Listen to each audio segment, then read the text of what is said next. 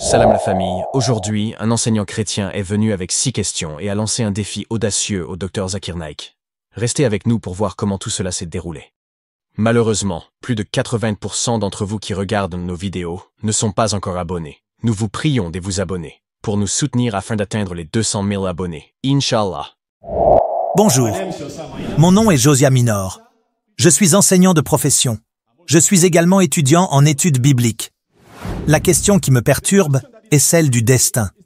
Je sais que vous êtes assez familier avec l'origine, la signification, la moralité et le destin. Et ma question repose sur le Coran. Ma première question provient de la sourate chapitre 46, verset numéro 9. Je m'inquiète du destin du prophète et de ses disciples. Parce qu'il dit « Je ne sais pas ce qui arrivera à moi ou à mes disciples. Je ne suis qu'un avertisseur clair. » Ma question maintenant découle de là.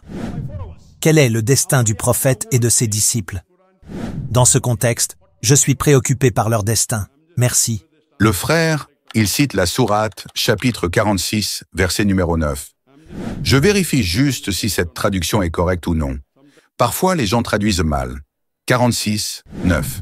Cela dit, je ne suis rien d'original parmi les messagers, et je ne sais pas ce qui sera fait de moi, ni de vous. Je ne fais que suivre ce qui m'est révélé, et je ne suis qu'un avertisseur clair.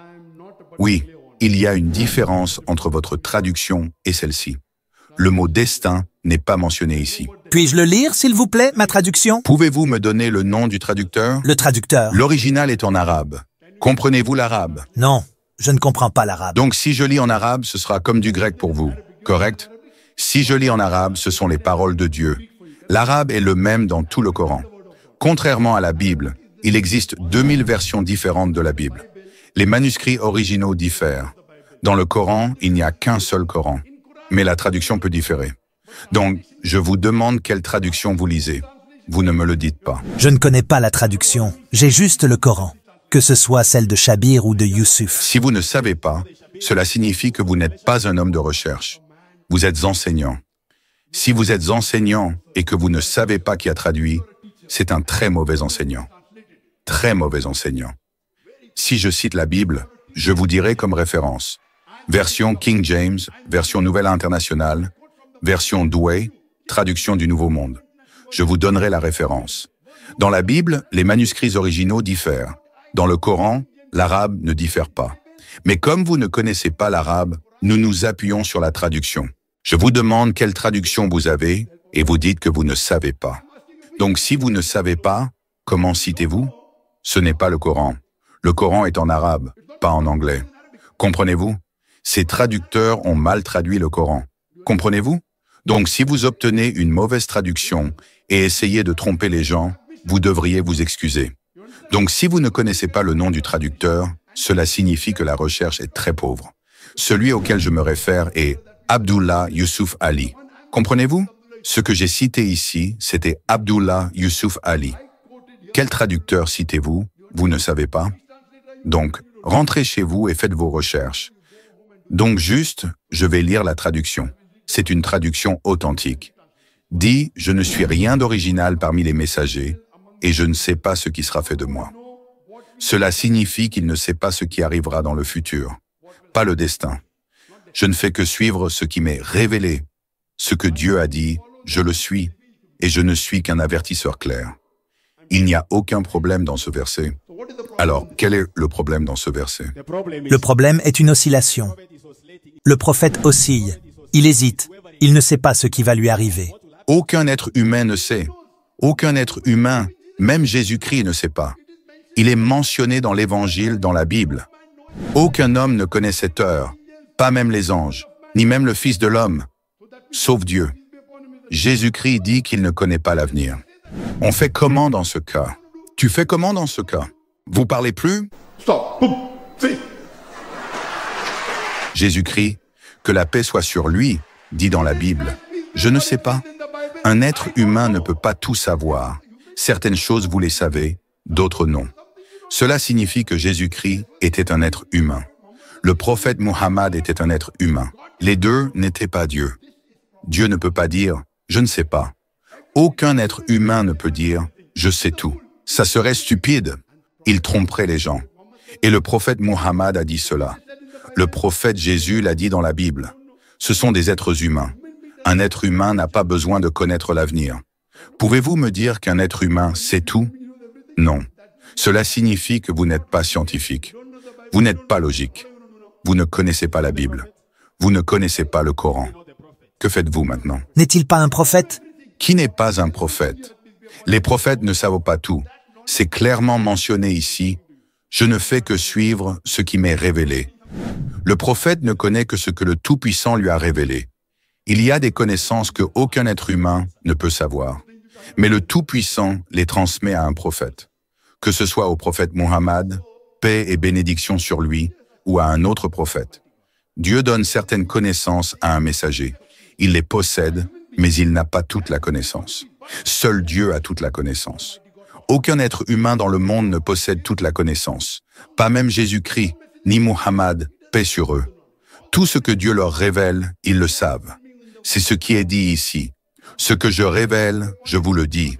Donc, s'ils savent quelque chose que Dieu leur a directement révélé, ils sont appelés messagers. Ils sont au-dessus des humains ordinaires. Ce sont des êtres humains, mais ils sont supérieurs car Dieu leur parle directement. Dieu ne vous parle pas directement, ni à moi. Vous comprenez? Les messagers sont des personnes choisies parmi les êtres humains, comme Jésus, paix sur lui, comme Moïse, paix sur lui, comme le prophète Muhammad, paix sur lui. Dieu leur parle. Dieu leur donne des messages pour guider l'humanité.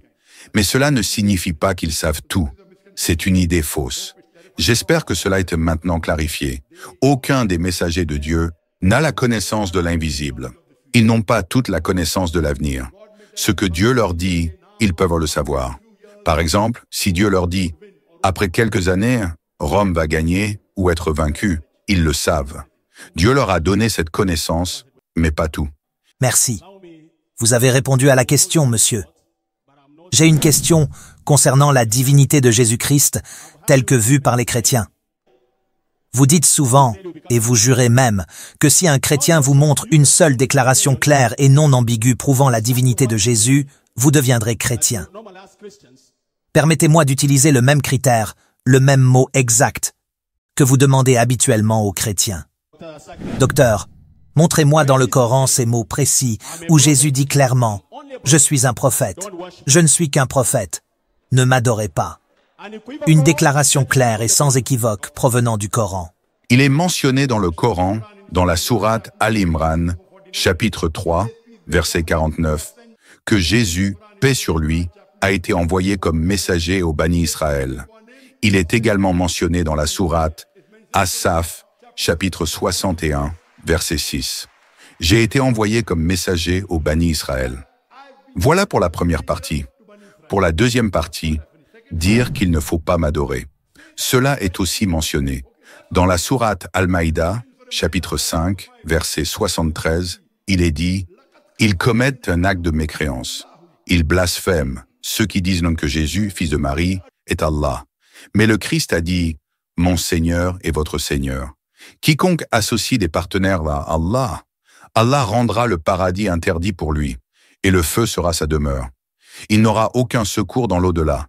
Si cela ne répond pas à votre défi, permettez-moi de vous expliquer, mon frère. Si quelqu'un dit qu'il est un prophète, il n'a pas besoin de dire « ne m'adorez pas ». Si je dis que je suis un homme, je n'ai pas à préciser « ne m'adorez pas ». L'idée même d'un homme ne contient pas la qualité de divinité. Un prophète signifie qu'il est un être humain et non divin. Donc, c'est absurde de dire « Voyez, je suis un prophète, ne m'adorez pas ». Je réponds à votre demande parce que je vous aime. Mais votre défi est illogique. Si vous dites « Montrez-moi n'importe où qu'il dit qu'il est un prophète », c'est suffisant. Je n'ai pas besoin d'ajouter « Ne m'adorez pas ». Mais je vous montre les deux parce que je vous aime. La dernière question, monsieur. Dans le Coran, qui est notre juge? Le Coran dit qu'Allah est notre juge. Dans nos enseignements chrétiens, Jésus affirme qu'il est le juge, comme mentionné dans Matthieu, chapitre 25, versets 30 et 31. La deuxième question, un autre nom qu'Allah utilise, est la vérité. Le Coran, chapitre 22, verset 6, dit qu'Allah est la vérité. Mais Jésus fait également cette affirmation dans Jean, chapitre 14, verset 6, où il dit qu'il est la vérité. La troisième question, le Coran dit que personne ne peut partager la gloire avec Allah. Dieu ne partage pas sa gloire avec qui que ce soit.